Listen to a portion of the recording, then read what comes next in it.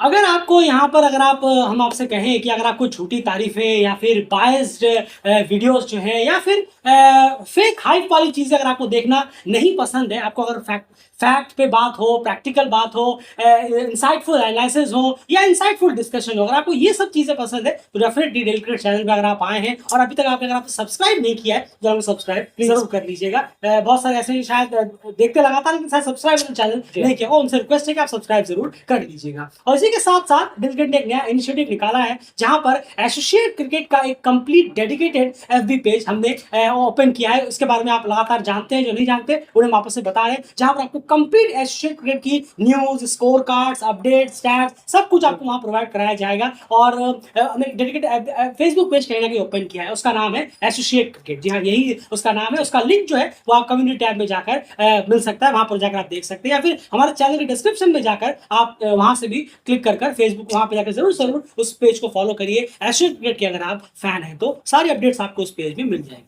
चलिए अब बात करते हैं, कल यहाँ पर आप देखें तो ये यूके टूर नेपाल का रहने वाला है, जो 15 दिन का पहले यूके टूर रहेगा, फिर वो स्कॉटलैंड जाएंगे खेलने के लिए। इसको लेकर जो स्क्वाड है वो अनाउंस कर दी गई। जी हाँ, 15 मेंबर्स की ये पूरी स्क्वाड थी। जो स्क्वाड क्या कुछ थी वो कल हमने आपको ऑलरेडी बताया वीडियो के थ्रू, और आपने भी बहुत सारे लोगों ने उसमें कमेंट्स वगैरह किए। हमने कहा था कि आज इसका स्क्वाड एनालिसिस बात करेंगे कि कौन से प्लेयर किस तरह से यहाँ पर फिटिंग होते हैं। तो सबसे पहले तो शुरुआत करते हैं, तो आप ये बताइए कि इस स्क्वाड में क्या-क्या रखा गया है? बल्लेबाज कितने हैं? ऑलराउंडर कितने हैं? स्पिनर कितने हैं? पेसर्स कितने हैं? विकेट कीपर के ऑप्शंस कितने हैं? पहले ये चीज़ें जान लेते हैं, फिर धीरे-धीरे आगे बढ़ते हैं डेप्थ एनालिसिस।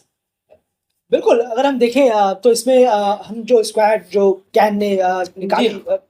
जो रिलीज़ की माफ़ कीजिएगा, तो 5 बल्लेबाज हमें उसमें नज़र आए, जो कि प्राइम बल्लेबाज के तौर पर हैं एज़ अ बैटर, जी हाँ। माफ़ कीजिएगा एज़ अ बैट्समैन। जी हाँ। और उसके बाद अगर हम देखें तो 4 ऑलराउंडर्स हमें नज़र आए, 4 पेसर हमें दिखे उस स्क्वाड के दौरान, और 2 प्राइम स्पिनर्स हमें नज़र आए। और ऑलराउंडर में वो बात अलग है कि कौन पेस ऑलराउंडर है जी या हाँ। कोई स्पिन ऑलराउंडर है, वो बात की बात है। लेकिन जो अगर हम ओवर द जी टॉप हाँ, देखें प्राइम। ऊपर से, बिल्कुल जी हाँ, प्राइम तौर पर तो 5 बल्लेबाज, 4 ऑलराउंडर, 4 पेसर्स और 2 स्पिनरों के साथ पूरे मिलाकर 15 जनों की स्क्वाड नेपाल जा रही है यूके और स्कॉटलैंड का दौरा। बिल्कुल, 4 ऑलराउंडर डेफिनिटली आरिफ, बसीर, गुलशन झा और दीपेंद्र सिंह यादव। 4 पेसर्स यानी नंदन यादव, रिजन ढकल, सोमपाल कामी और करण केसी।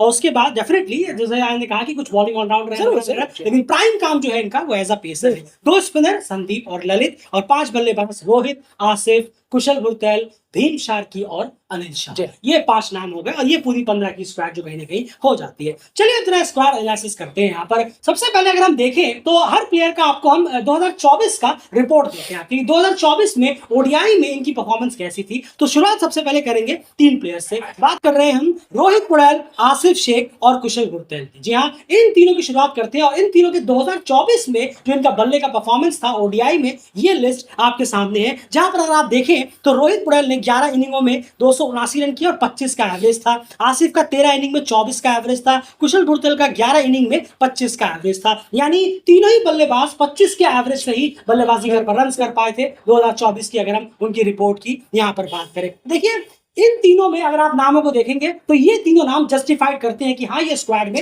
होने चाहिए थे। अब ऐसा भी नहीं कि इनसे बेटर कुछ और आपको रिप्लेसमेंट मिल गए हो। ये 3 नाम ऐसा नहीं कि ये कैसे आ गए, जी नहीं, ये रहना कि क्यों, क्योंकि कुशल और आसिफ से बेटर ओपनिंग पेयर अभी भी यहाँ पर नहीं मिल पा रहा है। जी हाँ, ट्राई कुछ किए गए लेकिन अभी भी डेफिनेटली वो पेयर भी एकदम एक्स्ट्राऑर्डिनरी लेवल पर नहीं है, लेकिन फिर भी इन दोनों पेयर्स ने कई मौकों पर कुछ अच्छी पार्टनरशिप्स दी हैं। तो कुशल आसिफ की जोड़ी के साथ बने हुए हैं, वो अभी भी ठीक है। और रोहित पुड़ैल के साथ एज अ कप्तान अभी भी जुड़े हुए हैं, और कैप्टनसी चेंज करना अभी ठीक भी नहीं था, क्योंकि अभी मिड फेस में है, एक बड़ा क्वालिफायर भी आ रहा है। तो उस लिहाज से देखते हुए वो अलग बात है कि टी20 में कौन कप्तान होगा, कि यही रहेंगे, चेंज होगा, वो बात की बात है। लेकिन रोहित के साथ कंटिन्यू किया गया है। आसिफ और कुशल ये तीनों अपनी जगह कैसे ना कैसे जस्टिफाई करते हैं। हालांकि परफॉर्मेंस इतनी अच्छी नहीं है, 25 के एवरेज उन्होंने रन किए थे, लेकिन फिर भी इनकी जगह यहाँ पर बनती है इस स्क्वाड में। आगे लिस्ट को आगे बढ़ाते हैं।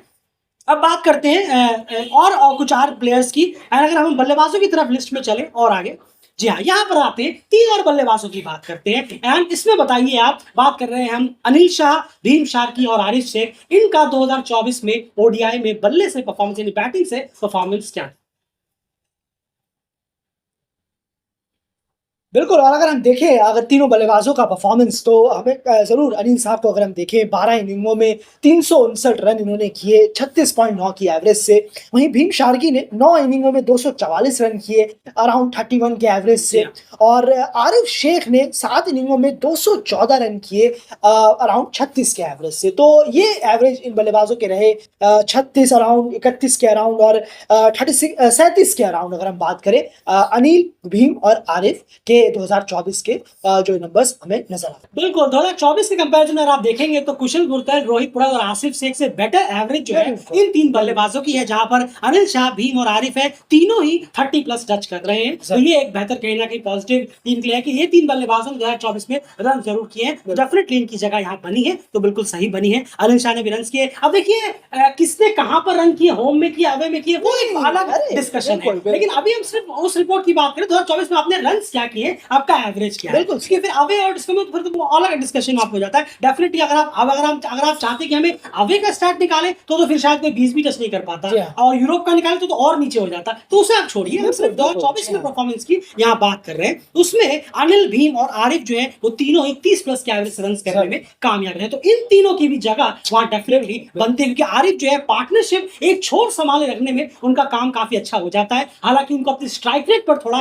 काम करना होगा। डेविड रैन लगातार ये चीज कहता भी रहता है अपने पोस्ट में चैनल से। नहीं, बिल्कुल सही कहा है आपने, बहुत अच्छा पॉइंट उठाया कि स्ट्राइक रेट को तो खैर बढ़ाने की जरूरत है। और उम्मीद करेंगे कि वो इस जो प्रैक्टिस टूर आ रहे हैं कम से कम 80 के ऊपर लेकर जाए। उनका रहता है 60-65। बिल्कुल सही कहा आपने। तो उम्मीद जरूर रहेगी कि वो सिलेक्शन तो हुआ है, चलिए बहुत अच्छी बात है। ये नंबर्स भी अच्छे हैं आपके जो दर्शा रहे हैं, लेकिन थोड़ा सा अगर हम इस दौरे में थोड़ा स्ट्राइक रेट पर काम देखने को मिले तो बहुत बिल्कुल। और भीम शार्की की जहां तक बात है, उनका भी यहाँ पर इंक्लूजन बिल्कुल सही है। लेकिन बस वही चीजें कहेंगे कि भीम शार्की कभी कभी जो है फ्लो में बहुत बह जाते हैं और कुछ अच्छे खासे इनिंग को वो खराब शॉट खेलकर वेस्ट कर देते हैं, कभी अनऑर्थोडॉक्स शॉट्स खेलकर। इससे उन्हें बचना होगा। लेकिन इन तीनों का भी इंक्लूजन कहीं ना कहीं ठीक है। अब लिस्ट को आगे बढ़ाते हैं। अब बात करते हैं ऑलराउंडर डिपार्टमेंट की। अगर हम देखें यहाँ पर गुलशन झा और दीपेंद्र सिंह यारी, इन दोनों के जो नंबर्स हैं, चलिए इनके बताते हैं 2024 में, क्योंकि ये ऑलराउंडर है तो इनके बॉलिंग नंबर्स भी यहाँ जुड़ेंगे एंड आप समझाने की कोशिश करेंगे क्या इन दोनों के नंबर्स 2024 के क्या बयान करते हैं हमें ओडीआई में अगर हम बात करें। जरूर देखिए, अगर हम गुलशन झा की बात करें तो 8 इनिंगों में 166 रन इन्होंने किए, 23.71 का एवरेज रहा। और वहीं बॉलिंग से गुलशन झा ने 48 ओवर डाले जिसमें 12 विकेट इन्होंने निकाले, 24 का बॉलिंग स्ट्राइक रेट रहा और 5.72 की इनकी बॉलिंग इकोनॉमी रही। वहीं पर अगर हम देखें दीपेंद्र सिंह यारी को तो 5 इनिंगों में 59 रन इन्होंने किए सिर्फ 11.50 की एवरेज से, और बॉलिंग से 39 ओवर डाले, 2 विकेट निकाले हैं सिर्फ और 117 की बॉलिंग स्ट्राइक रेट है और 4.23 की बॉलिंग इकोनॉमी। बिल्कुल। तो ये नंबर्स कहीं ना कहीं क्लियर आपको दिख रहे होंगे। यहाँ पर गुलशन झा ने विकेट्स निकाले हैं और 23 के एवरेज से रन यहाँ पर किए हैं। तो गुलशन झा के साथ टीम बनी हुई है, तो ऐसा कुछ गलत नहीं किया है टीम ने, यहाँ कहना पड़ेगा। गुलशन झा भी नए हैं काफी भी, और उनके साथ जा रहे हैं तो बिल्कुल ठीक है, कोई बात नहीं। और उनके नंबर्स जो उन्होंने बॉलिंग से भी ठीक ठाक कराया है, 24 का स्ट्राइक रेट है, 23 का एवरेज है। उनका ऑर्डर थोड़ा नीचे होता है, लेकिन हालांकि थोड़ा और इंप्रूवमेंट की उनके तो बहुत ज्यादा है, थोड़ा नहीं, लेकिन फिर भी यहाँ पर बनता है।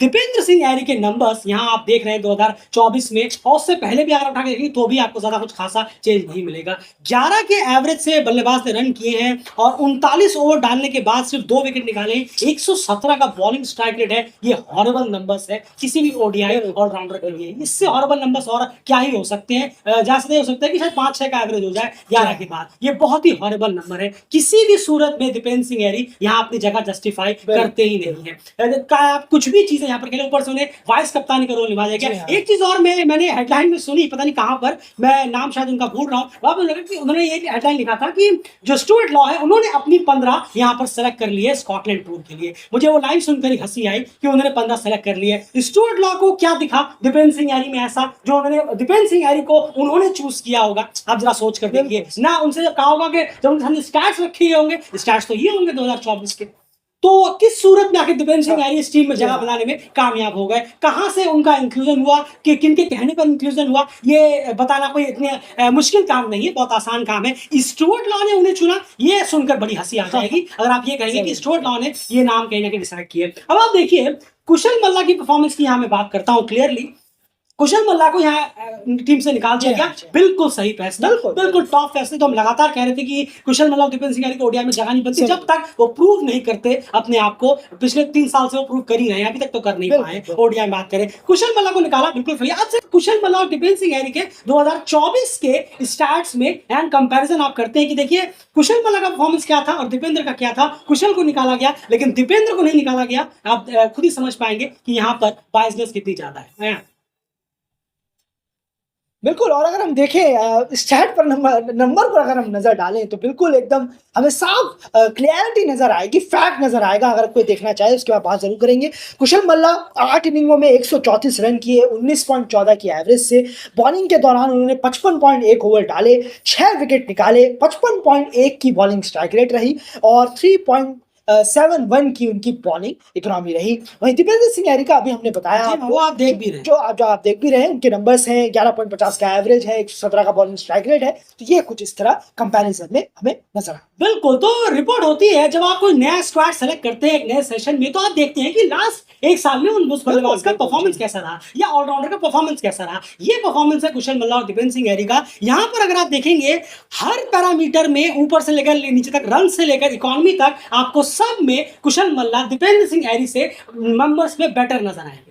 याद रखिएगा, कुशल मल्ला किसी भी सूरत में डिजर्व नहीं करते थे, उनका एक्सक्लूजन किया है और फैंटास्टिक है। हम यहाँ पर दीपेंद्र वर्सेस कुशल का कंपैरिजन कर रहे हैं। एक एक नंबर में रन्स उनसे ज्यादा हैं, एवरेज उनसे दीपेंद्र से ज्यादा है, विकेट्स उनसे ज्यादा हैं, स्ट्राइक रेट उनसे बेहतर है बॉलिंग में और इकोनॉमी भी दीपेंद्र से बेहतर है बॉलिंग में। यानी ऐसा नहीं कि आपने सोचे कि अपने बॉलिंग एडवांटेज के तौर पर दीपेंद्र सिंह यारी को यहाँ पर लिया है, क्योंकि बॉलिंग परफॉर्मेंस भी दीपेंद्र का बिल्कुल खराब हुआ था 2024 में। कुशल मल्ला को निकाल दिया गया, दीपेंद्र सिंह यारी अभी भी टीम में मौजूद है। क्यों? इसका जवाब कौन देगा? स्टुअर्ट लॉ ने उन्हें लिया है, सवाल ही नहीं उठता। आप चाहे तो पूरी आसमान के ऊपर कलर से लिखवा दीजिए स्टुअर्ट लॉ ने सेलेक्ट किया है, मानेंगे नहीं। हम स्टुअर्ट लॉ से पूछेंगे सर आपने क्या देख कर लिया, आपने ऐसा क्या देख लिया? आपके सामने नंबर से तो रखे गए होंगे। ऐसा नहीं कि कोर कैंप में आप आए और आपको 7 दिन में पता चल गया कि क्या जबरदस्त टैलेंट है दीपेंद्र सिंह यारी ओडीआई में 50 ओवर में। ऐसा तो बिल्कुल नहीं है। आप 2-3 नाम आपके सामने रख दिए गए होंगे, उन्हें भी आप ले लीजिए तो आप नंबर्स के दम पर, मेरिट के दम पर आप खुद देखिए। कुशल मल्ला बाहर है, दीपेंद्र सिंह यारी अंदर है। क्यों? इसका जवाब जरा मिल जाए तो आप जरूर बताइएगा कि किस वे पे वो इस टीम में बने हुए हैं। आप सोचेंगे कि बॉलिंग ऑप्शन है, तो बॉलिंग में तो उन्होंने बहुत ही पत्थर कराया है। 39 ओवर डाले, 2 विकेट निकाले 2024 में। अगर आप सोचेंगे कि हम जिस कंडीशन में जा रहे हैं वहां फ्रूटफुल होगा, वहां तो पेसर्स का काम ज्यादा है, स्पिनर्स का रोल है, वो संदीप और ललित पर ज्यादा रहेगा। अगर संदीप ललित नहीं चले तो दीपेंद्र कितना भी चले, टीम के काम नहीं आने वाला। इंपॉर्टेंट है, उनको बल्ले से भी रन करने पड़ेंगे, क्योंकि नेपाल की बल्लेबाजी वीक ज्यादा नजर हमें आती है। उसके बाद एक चीज और यहाँ पर आप एड ऑन करें तो अगर आप देखें कि स्क्वाड में जहां तक बॉलिंग की बात है, बॉलिंग के हिसाब से तो वो भी एड ऑन यहाँ पर नहीं होते, तो बॉलिंग का परफॉर्मेंस उनका जिस तरह का देखने को मिला, तो ओवरऑल किसी भी सूरत में उनका यहाँ पर इंक्लूजन बनता ही नहीं था, लेकिन फिर भी उन्हें यहाँ पर एक जगह दे दी गई। तो ये क्लियरली समझ में आता है कि ये जो इंक्लूजन है वो किसी भी सूरत में जस्टिफाइड यहाँ पर होता नहीं है, ना वो प्रूव कर पाए। अब वो स्कॉटलैंड जाए, वहां पर वो प्रूव करे, वो बात अलग बात है, लेकिन वो भी एक टफ अलग चैलेंज होगा। लेकिन तब भी ये सच बिल्कुल भी नहीं दबाया जा सकता कि कुशल मल्ला का एक्सक्लूजन हो गया, लेकिन दीपेंद्र सिंह यारी का इंक्लूजन बना का बना रहा। वो किस बेसिस पर, वो खैर इसका जवाब वही दे पाएंगे। उसके बाद बॉलर्स के डिपार्टमेंट की तरफ चलते हैं। जो 3 पेसर्स यहाँ पर हैं, सोमपाल, करण, रिजन, उनके 2024 के नंबर्स क्या बताएंगे आप? जरूर। देखिए, अगर हम उनके नंबर पर गौर करें तो सोमपाल कामी 11 इनिंगों में 78 ओवर डाले, उन्होंने 14 विकेट निकाले, 34 के अराउंड उनका स्ट्राइक रेट रहा, बॉलिंग स्ट्राइक रेट, और 5.10 की उनकी बॉलिंग इकोनॉमी रही। करण केसी पर अगर हम देखें, 9 इनिंगों में उन्होंने 51.4 ओवर कराए, 5 विकेट उन्होंने निकाले, 62 का strike rate, bowling strike rate रहा और 4.08 की बॉलिंग इकोनॉमी रही। रीजन ढकल पर अगर हम देखें ये उनके पीएम कप के नंबर्स, बिल्कुल, तो 74.5 ओवर उन्होंने पीएम कप में डाले इस दौरान 9 इनिंगों में, और 23 विकेट उन्होंने निकाले और 4.30 की उनकी बॉलिंग इकोनॉमी। बिल्कुल। तो ये नंबर्स आपके सामने है, जहां पर करण केसी के नंबर्स बहुत ही ज्यादा खराब है 2024 के। अगर आप देखेंगे 50 ओवर करीब डाले उन्होंने, लेकिन सिर्फ 5 विकेट निकालने में वो कामयाब रहे। रिजन डकल का अभी बड़े लेवल पर टेस्ट होना बाकी है, क्योंकि अभी उन्होंने ओडीआई में लेवल पर और स्कॉटलैंड में डेफिनेटली उन्हें एक अच्छा उनको कंडीशंस का इस्तेमाल करना चाहिए, यूटिलाइज करना चाहिए, वो बाद में बात करेंगे। अभी फिलहाल हम एंजेला स्क्वाड एनालिसिस की बात कर रहे हैं और सोमपाल कामी के नंबर्स जो है वो आपके सामने है। इससे थोड़ा सा और बेटर उन्हें करना पड़ेगा, खास करके स्ट्राइक रेट में। स्ट्राइक रेट को स्कॉटलैंड में और उन्हें बेटर करना पड़ेगा। और सोमपाल कामी बल्ले से भी रन्स करते हैं, चिप इन करते हैं, तो ये एक इंपॉर्टेंट, तो ये इंक्लूजन कहीं ना कहीं बेटर है, इसमें कोई दौराहे यहाँ पर है नहीं। उसके बाद यहाँ पर अगर आप देखें कुछ नए प्लेयर्स एड ऑन किए गए, बशीर अहमद है, नंदन यादव है, खास करके यही दोनों। जी हाँ, बाकी सब तो स्क्वाड लगभग वही है जो अभी तक गई थी, यूएसए वगैरह, कनाडा वगैरह गई थी। सिर्फ दो ही नाम जो है वो एकदम से नए हैं, नंदन यादव और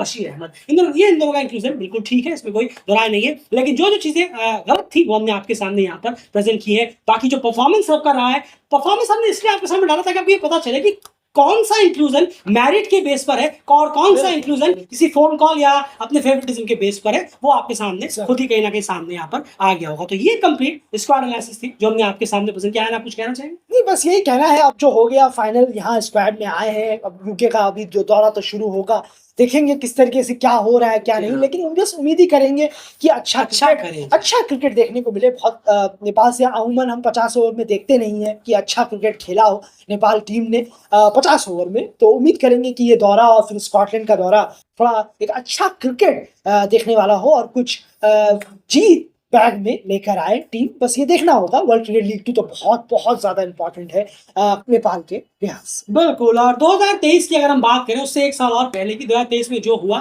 उसे आप वहीं पर छोड़ दीजिए। ये नया सेशन है, नई चीजें हैं, नए चैलेंज है, नए कंडीशंस हैं, नई चैलेंज है। यहाँ पर बिल्कुल अलग रहेगा। वहाँ जो हुआ वो आपको याद भी नहीं करेगा, सब भूल चुके होंगे चीजें, वो सब चीजें निकल चुकी है। फिर से आपको ओडीआई स्टेटस बचाना है, परफॉर्मेंस देनी है। तो ये और सबसे इंपॉर्टेंट चीज, ये टूर है अवे का टूर, वो भी है स्कॉटलैंड का टूर। चीजें आसान नहीं होंगी। ये 15 दिन का जो यूके टूर है, इसे टीम कैसे भुनाती है, ये स्क्वाड कैसे भुनाती है, उस पर भी कहीं ना कहीं डेविड की नजर रहेगी और उस पर भी हम बात जरूर करेंगे। आप अपनी राय कमेंट बॉक्स में जरूर रखिए। आउट ऑफ 10 आप इस स्क्वाड को कितने नंबर्स देना चाहेंगे, कमेंट बॉक्स में जरूर अपनी राय रखिए। उम्मीद करेंगे कि जिनका इंक्लूजन बिना किसी मेरिट बेस पर हुआ है, ना तो कोई परफॉर्मेंस की, फिर भी वो टीम में है, वो कम से कम स्कॉटलैंड में जाकर कुछ आप प्रूव करके दिखाएं तो बहुत ज्यादा बेटर रहेगा। हमारा कुछ बेटर नहीं है, टीम का ही बेटर होगा, वो सबसे इंपॉर्टेंट चीज है। फिलहाल इस वीडियो में इतना ही। बने रहिए डेल क्रिकेट चैनल से।